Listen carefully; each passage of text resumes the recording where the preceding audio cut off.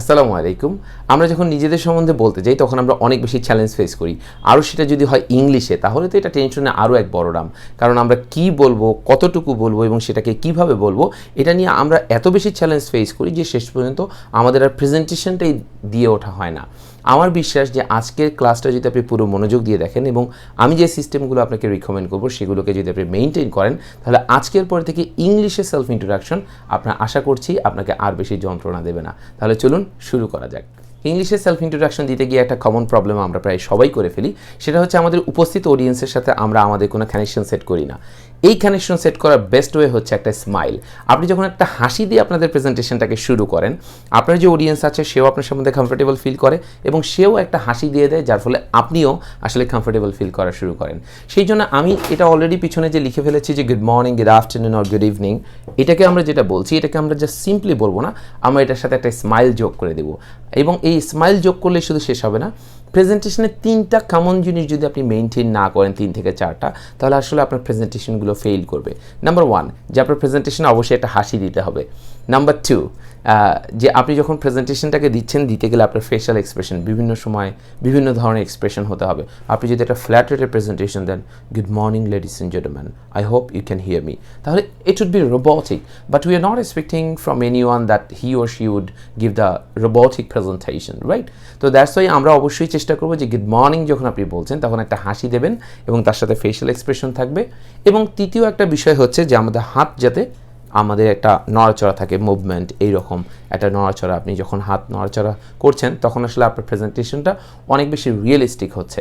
চতুর্থ আরেকটা বিষয় আপনি খেয়াল রাখতে পারেন, সেটা হচ্ছে আই কন্ট্যাক্ট। কারণ অনেকে প্রেজেন্টেশন দিতে গিয়ে আমরা উপরের দিকে তাকাই, ফোকাস করতে পারি না, কারণ অডিয়েন্সের দিকে তাকালেই আমাদের জ্বর চলে আসে। এইটা যাতে না হয়, তাহলে 4টা বিষয় আপনারা খেয়াল রাখবেন, দেখবেন আপনাদের প্রেজেন্টেশন খুব দারুণ হবে। তাহলে চলুন আমরা শুরু করি। প্রেজেন্টেশনের জন্য সবথেকে গুরুত্বপূর্ণ জিনিসটা প্রথমেই চলে আসে, যেটা হচ্ছে গ্রিটিং। যে আপনি যখন গ্রিটিংস তাদের সাথে শেয়ার করছেন এবং সেটাকে অবশ্যই আমরা স্মাইলের সাথে দিব। আমরা বলবো গুড মর্নিং, তাহলে এই গুড মর্নিং যখন আমরা বলছি একসাথে আমার সাথে বলে ফেলুন আপনারা গুড মর্নিং। কিন্তু গুড আফটারনুন যখন বলছি, দেখেন ওরা যখন বলে, বাইরের দেশের যারা আছে আমেরিকান আর ব্রিটিশ, তারা যখন বলে তারা এই মাঝখানের স্পেসটা দেয় না, কারণ কনসোনেন্ট দিয়ে যখন শুরু হয়, কনসোনেন্ট দিয়ে যখন শেষ হয় এবং ভাওয়াল দিয়ে যখন শুরু হয় তখন মাঝখানে এই স্পেসটা তারা দেয় না। যেমন থিঙ্ক অ্যাবাউট না বলে তারা বলে think about, think about it না বলে তারা বলে থিঙ্ক অ্যাবাউট ইট। সো এইরকম যেমন হয় ঠিক তেমনিভাবে গুড আফটারনুন না বলে আপনি বলে ফেলতে পারেন গুড আফটারনুন। আমেরিকানরা বলে গুড আফটারনুন, ব্রিটিশরা বলে গুড আফটারনুন, আপনার যেটা ভালো হয়, বাট মাঝখানে ওই স্পেসটা দেবেন না। তার মানে good afternoon, good afternoon. Good evening না হয়ে ওই একইভাবে এখানেও হবে গুড ইভিনিং, রাইট? আমার সাথে বলে ফেলুন গুড ইভিনিং, গুড ইভিনিং। তাহলে আপনি যদি বলেন গুড ইভিনিং, গুড ইভিনিং একদম হাসি দিয়ে গুড ইভিনিং, অথবা গুড আফটারনুন, অথবা গুড মর্নিং, রাইট? খুব হাসি দিয়ে যদি বলেন তাহলে আসলে আপনার প্রেজেন্টেশনে স্টার্টিংটাই খুব দারুণ হচ্ছে। এখন এইটার উচ্চারণ করতে যে আমাদের একটু প্রবলেম হয়, আমরা বলি ladies and gentleman. So many people have so many presentations, so many pronunciations, right? তো তাহলে সেক্ষেত্রে আমরা বড় একটা জিনিস খেয়াল করবো, আমাদের যাতে এটার উচ্চারণটাও ঠিক হয়। এটা লেডিস না বলে আমরা বলবো লেডিস। আমার সাথে বলুন লেডিস। এই একইভাবে এখানে যেমন স্পেসটা চলে যাচ্ছে, এখানেও সেই একইভাবেই ওই স্পেসটা চলে যাবে। তাহলে মানে লেডিস অ্যান্ড জেন্টলম্যান না বলে আপনি বলবেন লেডিস অ্যান্ড। আমার সাথে বলেন ladies and, ladies and, ladies and, ladies and. তার পাশাপাশি আপনার এটা জেন্টলম্যান যখন হচ্ছে, এটা সাউন্ডটা এটা সাইলেন্ট হবে। এটা জেন্টলম্যান না হয়ে এটা জেনল এরকম হবে, জেন্টলম্যান। আমার সাথে বলুন জেন্টলম্যান, জেন্টলম্যান, জেন্টলম্যান, জেন্টলম্যান। তাহলে একসাথে লেডিস অ্যান্ড জেন্টলম্যান, জেন্টলম্যান একসাথে হয়ে যাবে ladies and gentleman, ladies and gentleman, ladies and gentleman. তাহলে একইভাবে যদি আপনি এখানে যদি খুব সুন্দরভাবে স্টার্টিংয়ে আপনি যদি একদম হেসে দারুণভাবে বলে দেন good evening ladies and gentleman, অথবা good afternoon ladies and gentleman, good afternoon ladies and gentleman, তখন আসলে স্বাভাবিকভাবেই এই হাসি সব কিছু মিলে আপনার হাত নাড়ানো, আপনার ফেশিয়াল এক্সপ্রেশন এবং আপনার উচ্চারণ সব কিছু মিলে এটা খুব দারুণ একটা স্টার্ট হয়। এবং প্রেজেন্টেশনের জন্য আপনার স্টার্টিংটা ডেফিনেটলি খুব গুরুত্বপূর্ণ। গ্রিটিংসটা শেষ হয়ে যাওয়ার পর আস্তে আস্তে আমাদের নিজেদের সম্বন্ধে বলা শুরু করে ফেলতে হবে। তাহলে চলুন দেখি আমরা যে আমাদের নামটাকে আমরা কীভাবে লিখেছি। ফর এক্সাম্পল আমি বলতে পারি যে মাই নেম ইজ অথবা দিস ইজ, যে কোনো একটাই চলবে। আপনি যদি বলেন যে মাই নেম ইজ, তাহলে আপনি পুরো নামটাকে আগে প্রথমে বলে ফেলবেন, তারপর আপনি কোন নামটা আসলে শুনতে পছন্দ করেন সেটাকে নিয়ে বলবেন।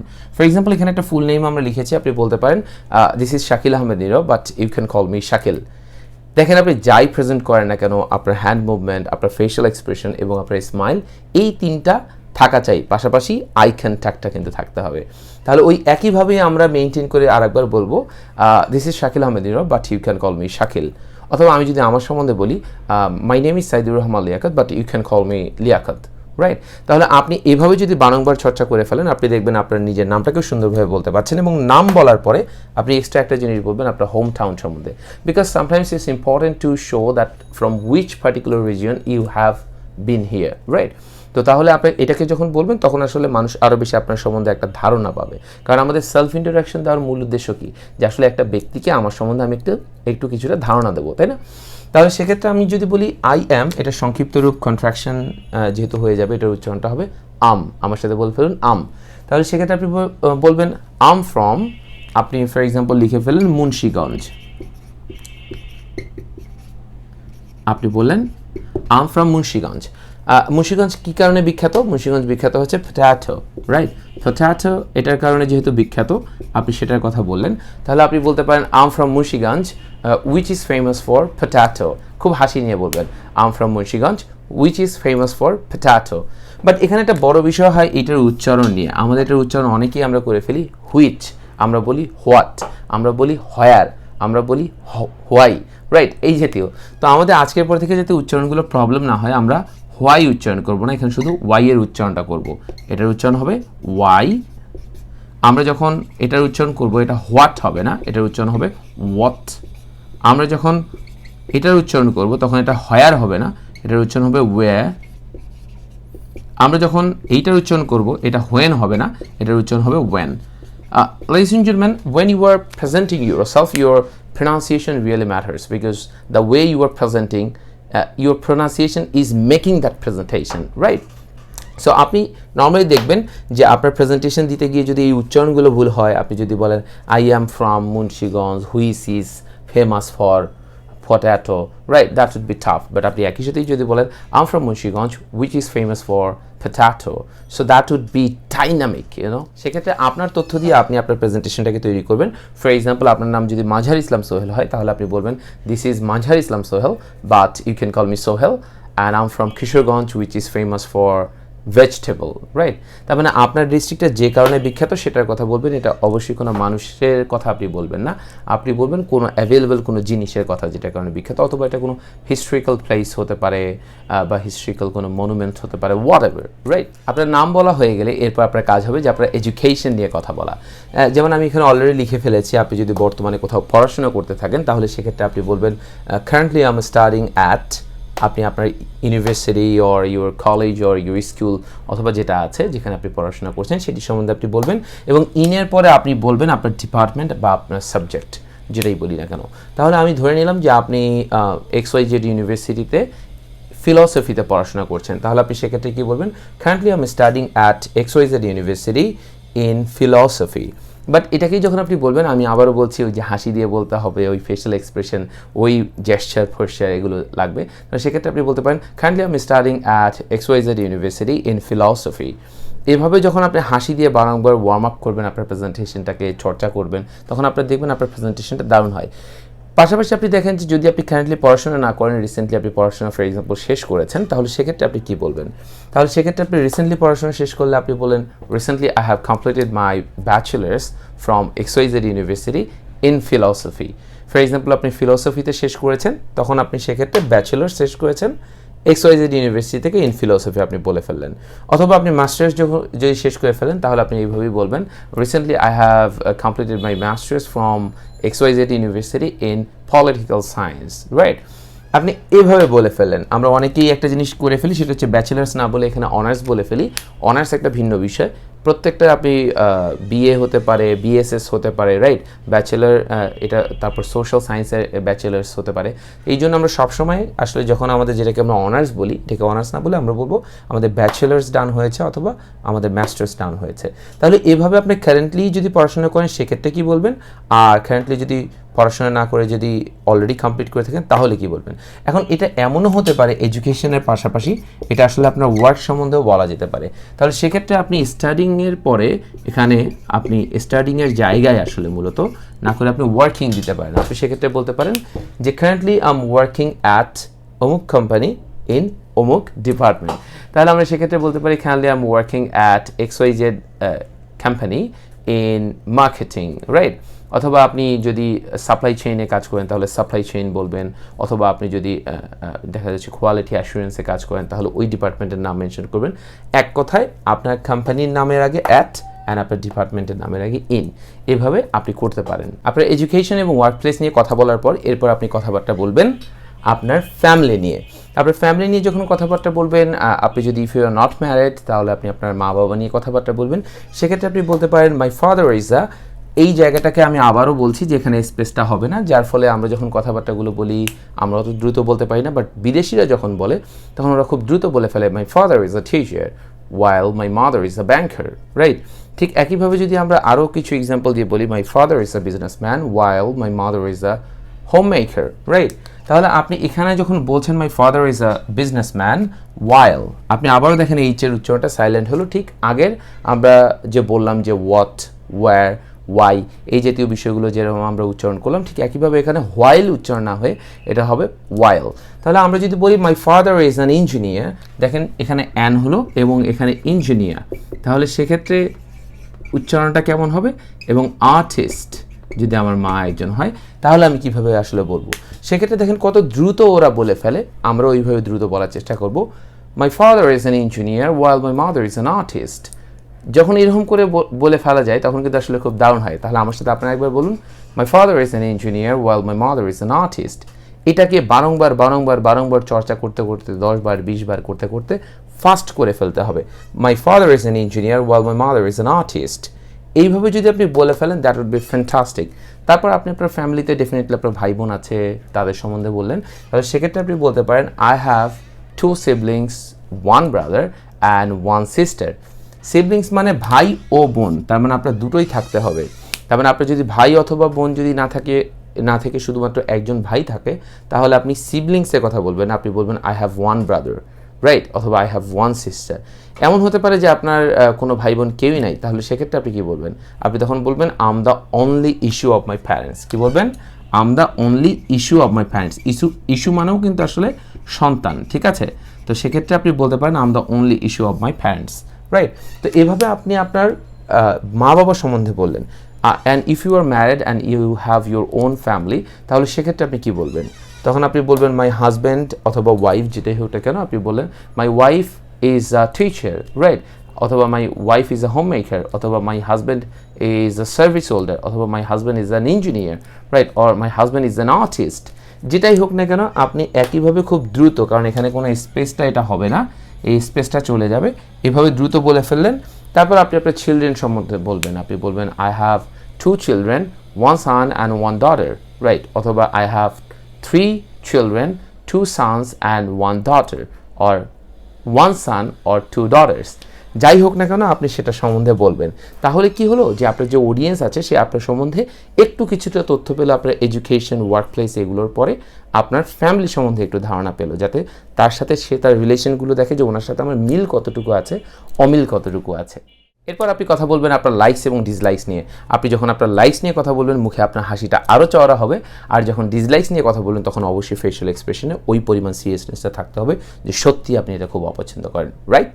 তাহলে চলুন আমরা দেখে নেই। এখানে দেখতে পাচ্ছেন অলরেডি আমি লিখে ফেলেছি আপনার লাইকস নিয়ে আপনি কী বলবেন। ফর এক্সাম্পল আপনি ট্রাভেলিং পছন্দ করেন, রিডিং বুকস পছন্দ করেন, অথবা বন্ধুদের সাথে আড্ডা দেওয়া পছন্দ করেন, আপনি সুন্দরভাবে হেসে বলবেন I like travelling, reading books and hanging out with my friends, right, খুব হেসে বললেন। অথবা কারো যদি মুভি দেখা হয় অথবা গান শোনা হয় তাহলে সেক্ষেত্রে তারা বলতে পারেন I like traveling, watching movies, helping people, reading books, listening music, whatever, আপনি যাই বলেন না কেন খুব হেসে বলবেন, আর লাস্টে একটা জিনিস বলে ফেলবেন এটসেটরা, রাইট। আমরা অনেক সময় এটা ইটিসি বলে ফেলি, কিন্তু আসলে এটা হচ্ছে এটসেটরা, যেটা মানে হচ্ছে ইত্যাদি, ইটি অ্যান্ড সি, এই সংক্ষেপে হচ্ছে ইটিসি হয়, কিন্তু আসলে এটা ইটিসি না বলে আমরা সবসময় বলবো এটসেটরা। আমার সাথে বলুন এটসেটরা, এটসেটরা, এটসেট্রা। এরপর আপনি যখন আপনার ডিসলাইকস নিয়ে কথা বলবেন তখন অবশ্যই আপনার ফেসে চওড়া একটা হাসি থাকবে না, আপনার ডিসলাইকসের কারণে আপনার ফেসে একদম সিরিয়াসনেস থাকবে, রাইট? এবং ডিসলাইকসের ভিতরে আপনি দেখেন যে আমরা এখানে অলরেডি বলেছি যে হিপোক্রেসি মানে প্রতারণা, এটা ব্যাকবাইটিং মানে পরনিন্দা করা, এবং আন্ডার এস্টিমেটিং পিপল মানে মানুষকে হেয় বা ছোটো করা। তাহলে আপনি যদি ডিসলাইক করেন এগুলো, তাহলে আপনি বলবেন I dislike hypocrisy, backbiting, under estimating people, etcetera. আগের মতোই আমরা উচ্চারণটা করবো এটসেট্রা, কিন্তু আপনার ফেসে একটা সিরিয়াসনেস থাকবে, রাইট? তাহলে আপনি যদি লাইকস এবং ডিসলাইকস যদি একসাথে বলেন, আপনার আসলে ধারণাটা কীরকম হবে? I like travelling, watching movies, helping people, listening music, etcetera, and I dislike hypocrisy, backbiting, cheating, underestimating people, etcetera, right? তাহলে আপনি দেখেন আপনার হাসি একটু আগে ছিল, সেটাকে চেঞ্জ হয়ে কিন্তু আসলে এখন সিরিয়াস একটা ফেসে পরিণত হবে, রাইট? লাইকস অ্যান্ড ডিসলাইকসের পরে আপনি কথা বলবেন আপনার ড্রিমস নিয়ে, যে আপনি আসলে জীবনে কী হতে চান। তাহলে সেক্ষেত্রে আপনি বলতে পারেন, দেখেন আপনি এখানে বলে ফেলেছেন, আমি অলরেডি ড্রিমস লিখে ফেলেছি। আপনি বলবেন my future plan is to be, একসাথে কেন এটা এরকম হয়ে গেল? কারণ একেবারে একসাথে টেনে আপনি বলবেন, রাইট? আপনি বলবেন my future plan is to be a BCS cadre because I want to serve the people. অথবা আপনি বললেন আপনি একজন বিজনেসম্যান হতে চান, তাহলে আপনি কি বলবেন my future plan is to be a businessman because I want to ensure jobs to people. My future plan is to be a nurse because I want to help different communities. My future plan is to be a social activist because I want to solve the social problems. এইভাবে যদি আপনার আরও অন্য কোনো future plan থেকে থাকে, তাহলে সেটাকে এখানে বসিয়ে দেবেন। আপনি শুধু বলবেন my future plan is to be a, তারপর এটাকে বলবেন, বলার পর বিকজ দিয়ে কোন কারণে আপনি এটা হতে চান সেটাকে বলবেন। কারণ এই কারণটাকে মেনশন করলে তাহলে আপনার অডিয়েন্সের সাথে আপনার একটা কানেকশন সেট হয়, উনি বুঝতে পারেন যে আপনি আসলে কেন এটাকে হতে চাচ্ছেন। এবং এইভাবে ড্রিমস বলার পর তারপর আপনি আপনার প্রেজেন্টেশন শেষের দিকে চলে আসবেন। আপনি যখন শেষ করে দেবেন তখন আপনি বলবেন that's all for the time being, মানে আপাতত এতটুকুই, এবং তারপর সবাইকে ধন্যবাদ দেবেন ধৈর্য ধরে শোনার জন্য। আপনি বলবেন thank you for having patience, thank you for having patience. এটাকে যখন আপনি সামনে থেকে এভাবে বলবেন, আপনি বলবেন that's all for the time being and thank you for having patience. অথবা এইভাবে বলতে পারেন that's all for the time being and thank you for having patience. আপনি হাত নাড়ানোটা আপনার প্রেজেন্টেশনের জন্য অনেক বেশি গুরুত্বপূর্ণ। আপনাকে শুধু কমফোর্টেবল করে না, আপনার অডিয়েন্সকেও ভাবায় যে আপনি একজন খুব নাইস প্রেজেন্টার। তাহলে আমরা আরেকবার বলি that's all for the time being and thank you for having patience. Last কিছুক্ষণের ক্লাসে আমি দেখানোর চেষ্টা করছিলাম যে কত নাইসলি আপনি নিজেকে প্রেজেন্ট করতে পারেন, আপনার self introduction without any fear আপনি দিতে পারেন। সেখানে এই বিষয়গুলো মূলত ছিল যে আপনি আসলে আপনার যখন প্রেজেন্টেশনটাকে স্টার্ট করবেন তখন কত সুন্দরভাবে একটা গ্রিটিংস দেবেন, সেটাকে কত সুন্দরভাবে হেসে আপনার হাত নাড়িয়ে এবং ফেশিয়াল এক্সপ্রেশন এবং অডিয়েন্সের সাথে আই কন্ট্যাক্ট মেনটেন করে আপনি এই প্রেজেন্টেশনটাকে শুরু করতে পারেন। তো এইভাবে আপনার গ্রিটিংসটাকে দেওয়ার পর তারপর আপনি আপনার নাম বললেন, আপনার হোম টাউন সম্পর্কে বললেন এবং হোম টাউন কেন বিখ্যাত সেটাও বললেন, যাতে করে অন্য ব্যক্তি তারপর আপনার অডিয়েন্সও বুঝতে পারে যে আসলে আপনার হোম টাউন কতটা বিখ্যাত। পাশাপাশি আপনি আপনার এডুকেশন নিয়ে কথা বললেন, আপনার ওয়ার্ক প্লেস নিয়ে কথা বললেন, ইভেন আপনার এডুকেশন যদি ডান হয়ে থাকে তাহলে সেটাকেও আপনি মেনশন করলেন। পাশাপাশি আপনি যদি জব খুঁজেন তাহলে সেটাকেও আপনি মেনশন করতে পারেন সেখানে। তারপরে আপনি আপনার ফ্যামিলি নিয়ে কথা বললেন এবং ফ্যামিলি নিয়ে কথা বলার পর আপনার লাইকস ডিসলাইকস এগুলো নিয়ে কথা বললেন এবং এরপরে খুবই গুরুত্বপূর্ণ আপনি আপনার ড্রিমস নিয়ে কথা বললেন। তারপরে আপনার একটা কনক্লুশন ঠেলে আপনার সুন্দরভাবে আপনার প্রেজেন্টেশনটাকে শেষ করে ফেলেন। এভাবে যদি আপনি আপনার প্রেজেন্টেশনটাকে ডিজাইন করেন এবং আমি লাস্ট কিছুক্ষণের ক্লাসে যা দেখিয়েছি সেভাবে যদি ডিজাইন করেন এবং বারংবার প্র্যাকটিস করেন, 30 বার 40 বার 50 বার পর্যন্ত রিহার্সাল করেন দাঁড়িয়ে বাট আয়নায় প্র্যাকটিস না, রাইট? আয়নায় প্র্যাকটিস প্রথমে আমি করতে নিষেধ করি শিক্ষার্থীদেরকে, কারণ আয়নায় প্র্যাকটিস করে আপনি যখন দেখেন যে আসলে আপনাকে দেখতে কেমন লাগে, অনেকের জন্য এটা কনফিডেন্স লেসের একটা কারণ হয়। আপনি প্রথমে আপনার রুমে যে সকল অবজেক্ট আছে এই রুমে ফাঁকা মাঠে ঠিক না, ফাঁকা রুমে আপনি যদি হেঁটে এভাবে প্রেজেন্টেশনটাকে প্র্যাকটিস করেন তাহলে আপনি যতটা কমফোর্টেবল হবেন, অবশ্যই এটা আয়নার সামনে দাঁড়িয়ে প্রেজেন্টেশন দেওয়ার থেকে বেশি কমফোর্টেবল হবেন বর্তমানের সময়ে। তো এভাবে যদি আপনি 30 বার 40 বার 50 বার প্র্যাকটিস করেন, আপনি হতে পারেন খুব ডাইনামিক একজন প্রেজেন্টার এবং ছোট্ট একটা সেলফ ইন্ট্রোডাকশন আপনার লাইফের একটা চেঞ্জ ঘটিয়ে দিতে পারে। So however ladies and gentleman, skill সেটের সাথে লার্নিংয়ে থাকবেন সবসময়। অ্যান্ড যদি আপনার এই ভিডিওটা আপনাকে হেল্প করে থাকে তাহলে অবশ্যই পৌঁছে দেবেন যার আসলে এই ভিডিওটা প্রয়োজন। আল্লাহ হাফেজ, টাটা।